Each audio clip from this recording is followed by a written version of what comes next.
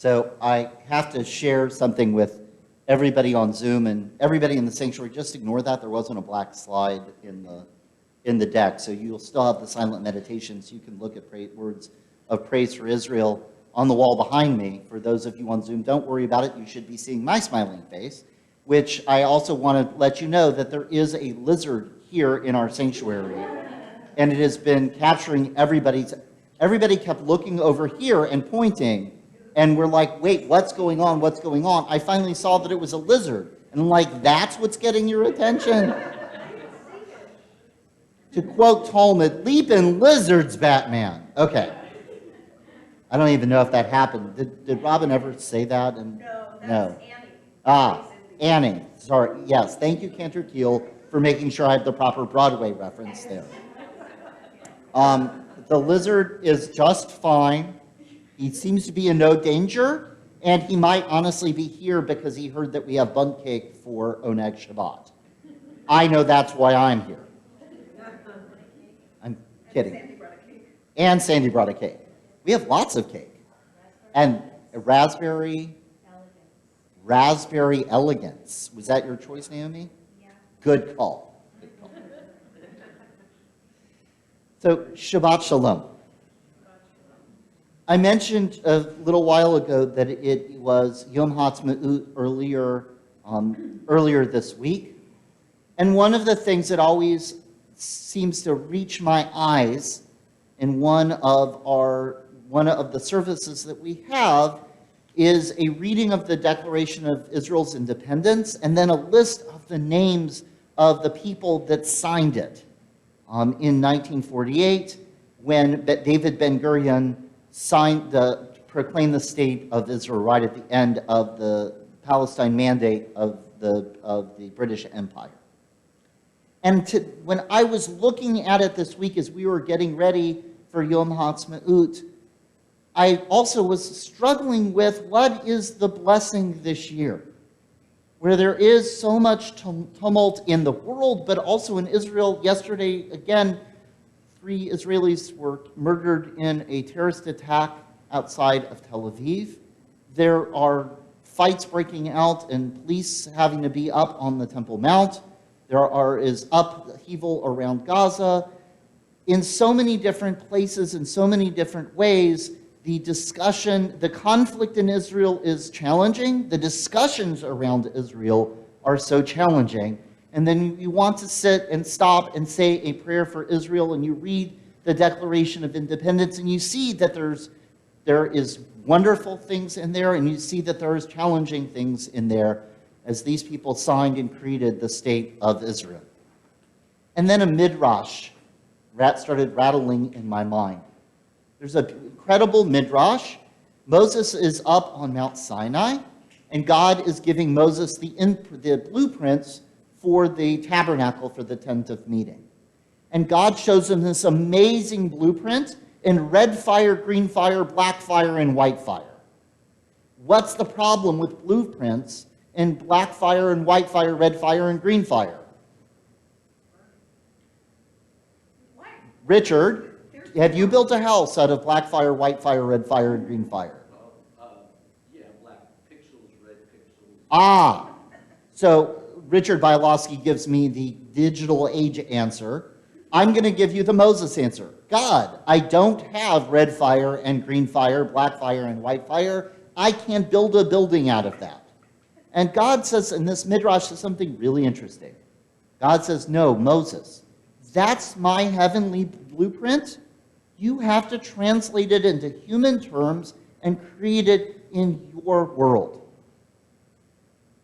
And that, as I read the Declaration of Independence, thinking of the values and ideals of the Chalutzim, of the pioneers, of the founders of Israel, of all of the people who had been dreaming, when we sing Hatikva, the hope, what they were hoping for of an Israel that's an Or LaGoyim, that's at peace with its neighbors and offering to the world all kinds of incredible creations and values and ideals, and leading the world into a better place. That hope, that Hatikva, that's the red fire, and the green fire, and the black fire, and white fire, and then you realize all of the humans that have been working to create it. imperfect human beings, doing the best they can, muddling through a very complicated world. And so there have been moments where it has all worked. If you remember, the people of Israel had some challenges, even after they built the tabernacle and getting to the promised land. And so here on this Shabbat, I want to acknowledge the land of Israel, the state of Israel, all of the human beings that have worked to create it, even in its imperfections, even with the problems, even with the conflicts, of that hope and all of the hard work, the Ruach and Koach spirit and strength that has gone to creating that incredible place in our world, that incredible place that even as American Jews or Jewish Americans, that's a debate for another night, regardless of how we see our identity, we feel a connection to that place and those people. That's the first piece. To pray for peace, to pray for hope, to bring those ideals to life. The second is that yesterday, or through the week we've been talking, we had an incredible puzzle map of Israel out, and we were working it through with our Hebrew school children, our Hebrew school students that were here. And as they worked through, we said, here's the land of Israel. Let's talk about the values of the people of Israel. And we brought them into the sanctuary, and we opened up one of our Torah schools, and we read this week's Torah portion. This week's Torah portion is called Kedoshim, and it has to do with the holiness code. God is holy, and how are we holy like God? And one of the last lines, because even as you talk about that, it's not go to services every week and keep a kosher home, and it's not that ritual stuff. It's take care of the person working for you, give food to the widow, stranger, and the orphan, have good court systems, have good business commerce systems that are fair.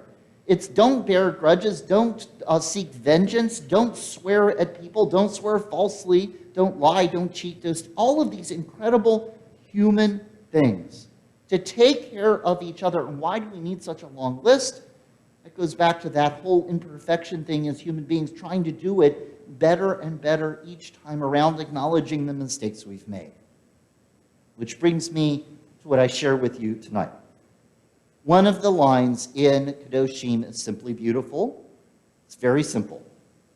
V'ahavta re'echa kamocha. Love your neighbor as yourself. Now here is the part where we know it's a Jewish text.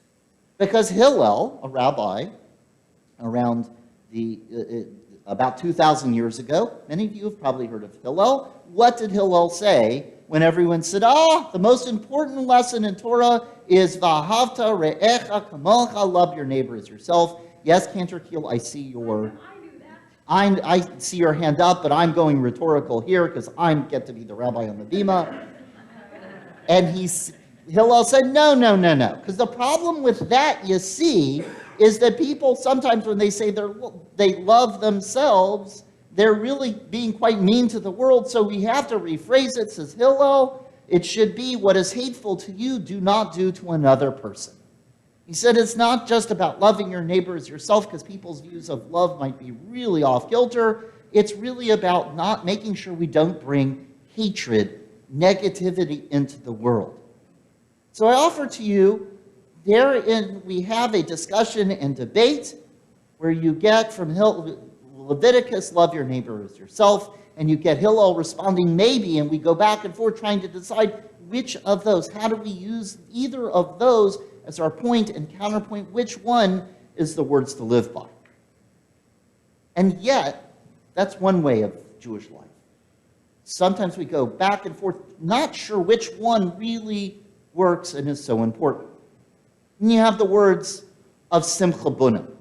I love the name of Simcha Bunim. Isn't it a great name? Rabbi Simcha Bunim.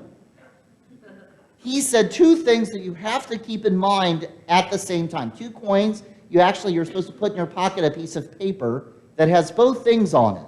One is, I am but dust and ash.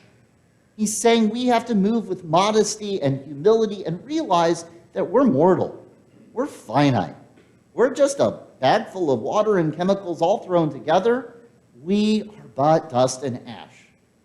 So check your ego as you move through the world, as incredible as our brains are, as amazing as those chemical factories and that divine presence within us, we are but dust and ash. And yet, if you turn the paper over, what does Simcha Bunim say to write on the other side? The whole world was created for my sake.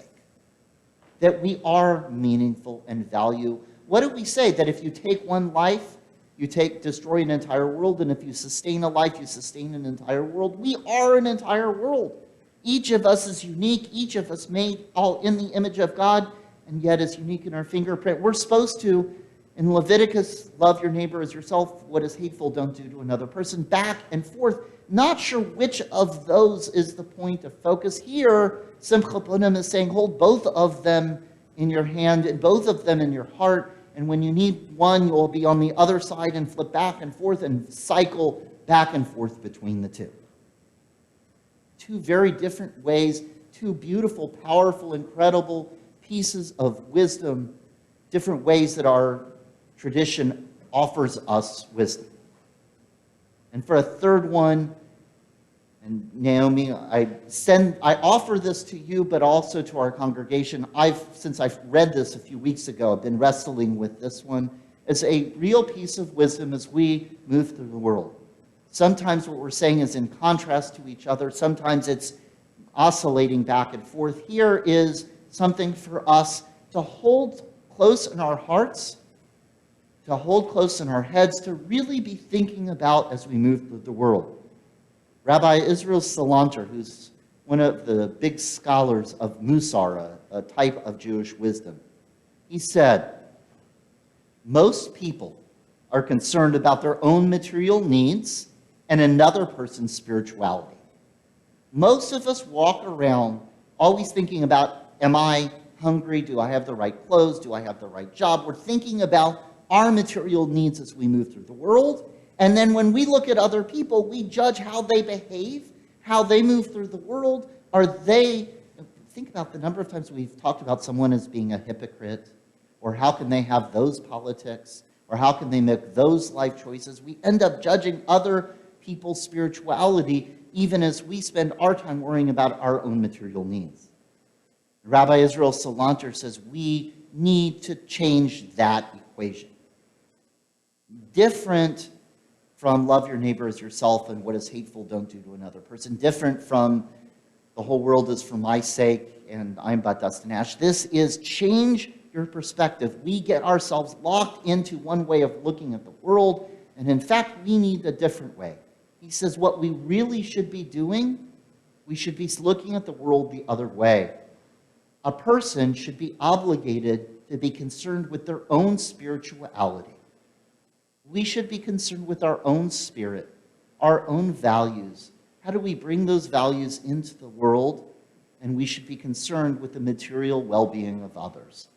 That if we are moving through the world in a meaningful way, that we are living out values with integrity, with kindness, with caring, and that should propel us to look at people, not to judge them and the choices they make, but to make sure that every human being in our world has the food, has the clothing, has the opportunities for learning and for jobs, for all of those things in our world. It's so much to me right out of Kedoshim that we are holy, our spirituality comes through when we take care of the human needs of other people around us. We are holy because of the way we take care of the world around us. Leave that with you on this Shabbat.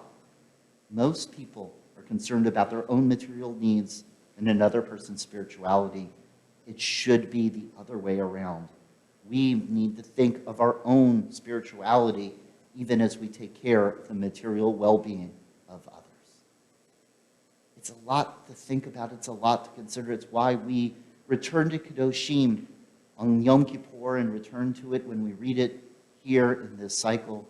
Let us find these different ways, these different words of wisdom, to be a people of Israel that brings holiness into the world, that is a people of Israel connected to a land of Israel that seeks real shalom, not just an absence of war and an absence of conflict, but a real shalom, of harmony where everyone is taken care of, where everybody is included, where everybody finds their voice and is able to bring their spirit and strength into the world. Amen? Shabbat Shalom.